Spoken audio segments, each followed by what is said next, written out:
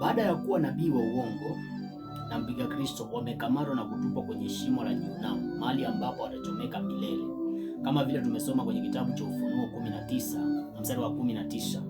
Kitakachofuata ni kwamba shetani naye atakamatwa. Nataka tusome kwenye kitabu cha Ufunuo mlango wa 20 kuanzia mstari wa kwanza. Maandiko yanasema hivi. Kitabu cha Ufunuo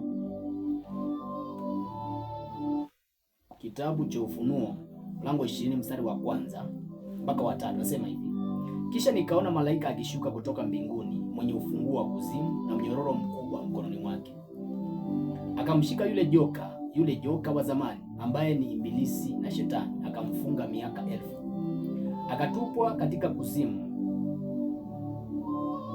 akamfunga, akamtia muhuri juu yake, asipate kuwadanganya mataifa tena, hata ile miaka 1000 itimie. Baada ya hayo yapaswa afunguliwe muda mchache. Shetani ama joka yule wa zamani alipokamatwa hakutupwa katika shimo la Jehanamu. Kumbuka kuna tofauti kati ya Jehanamu na kuzimu.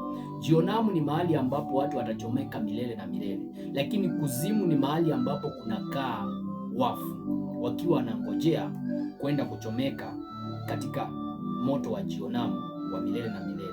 Kwa hivyo shetani ataka kukamatwa, atatupwa katika shimo la kuzimu. Na sababu ya kutupwa kwenye shimo la kuzimu, maandiko yasema ya kwamba kwa maana itabidi atafunguliwa tena. Kule kufunguliwa kwake tena, atakuwa anafunguliwa. Utakuja kuona kwa nini atafunguliwa tena. Bwana Yesu asifiwe sana. Lakini maandiko yasema kwamba akakamatwa na malaika, akafungwa kuzimu na akatiwa muhuri, ili kwamba asiwadanganye watu tena. Kumbe akiwa hata huko kuzimu alikuwa anaweza akawadanganya watu, atakuwa anaweza akawadanganya watu, lakini atatiwa muhuri kwe. Tumwangalie, unajua huyu ni shetani tu, na kwamba hawezi akudanganya kwa sababu amewekwa muhuri, kiasi kwamba kila mtu anaweza akaona na hawezi akadanganywa na yeye. Mstari wa 4 unasema hivi: kisha nikaona viti vya enzi, wakaketi juu yake, nao wakapewa hukumu. Nami mstari wa 3 unasema hivi. Wa 4 unasema kisha nikaona viti vya enzi, wakaketi juu yake, nao wakapewa hukumu. Nami nikaona roho zao waliokatwa vichwa kwa ajili ya ushuhuda wa Yesu na kwa ajili ya neno la Mungu, na hao wasiomsujudia yule mnyama wala sanamu yake, wala hawakuipokea ile chapa katika vipaji vya uso zao wala katika mikono yao, nao wakawa hai, wakatawala pamoja na Kristo miaka 1000. Bwana Yesu asifiwe. Kile kitatokea baada ya kuwa shetani amekamatwa. Maandiko yasema kwamba nikaona wale ambao wametoka kwa mnyama lakini hawajatiwa chapa. Hao ni wale watu ambao watakuwa wamejikomboa kwa damu zao wenyewe. Mstari wa 5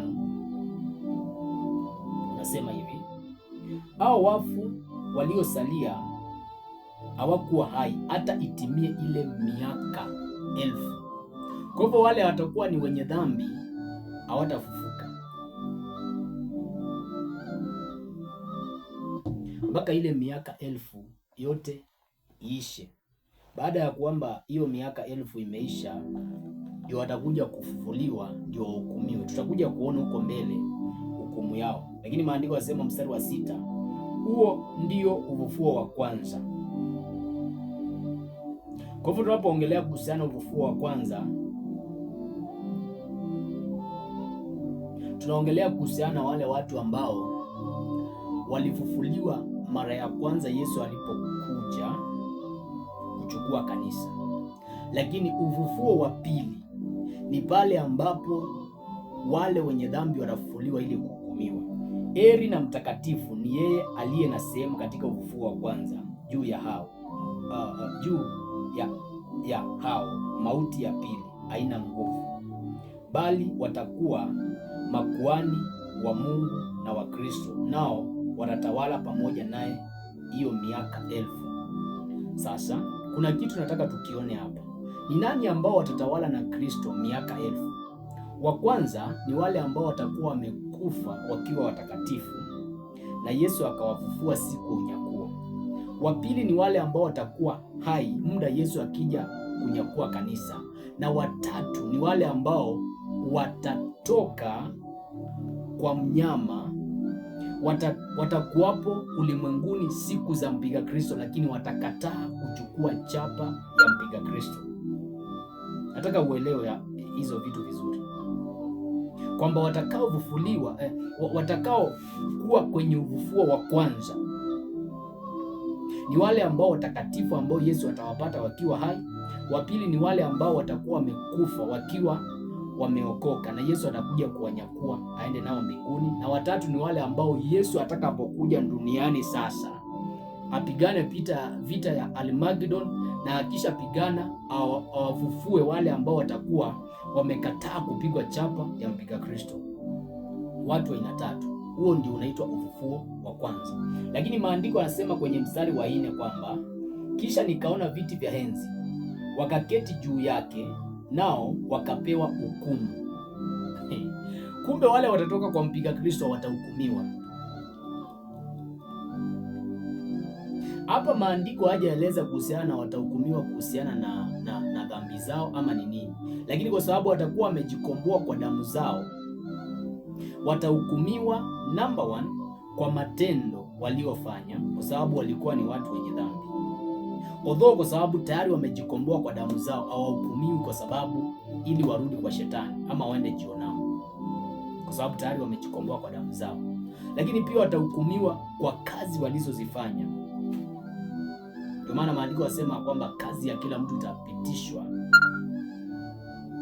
kwenye moto, ili waonekane kama kazi zao at least watafikwa taji. Bwana Yesu asifiwe sana. Haleluya.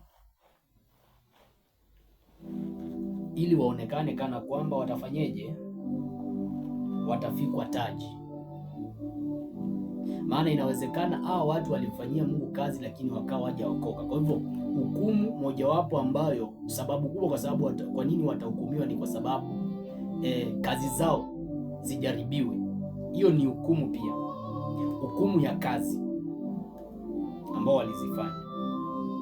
Bwana Yesu asifiwe sana. Sasa nataka tuende mstari wa 7. Na hiyo miaka 1000 itakapokwisha, shetani atafunguliwa. Nasoma kitabu cha Ufunuo 20 mstari wa 7. Sema hiyo miaka 1000 itakapokwisha, shetani atafunguliwa atoke kifungoni mwake. Kumbuka shetani alikuwa amefungwa kuzimu, sio jehanamu. Kwa hivyo atafunguliwa baada ya miaka 1000 ambayo itakuwa ni miaka ya sherehe ya mwanakondoo. Naye atatoka kuwadanganya mataifa walio katika pembe 4 za nchi, Gogu na Magogu, kuwakusanya kwa vita, ambayo hesabu yao ni kama mchanga wa bahari. Sasa kuna watu ambao wananiuliza hii inaitwa Gogu na Magogu ni nini? Kumbuka Yesu atakapokuja hapa duniani, kuna watu ambao watakuwa wako hai, wanaishi hapa duniani. Kuna watu ambao watakuwa wamekufa. Ina maana kwamba atampata mpiga Kristo, nabii wa uongo, na watu ambao watakuwa wametawaliwa wakati ule na mpiga Kristo. Na hii itakuwa ni baada ya miaka 3.5 kuisha. Na kuna watu ambao watakuwa hai kwa sababu shetani atakuwa amefungwa.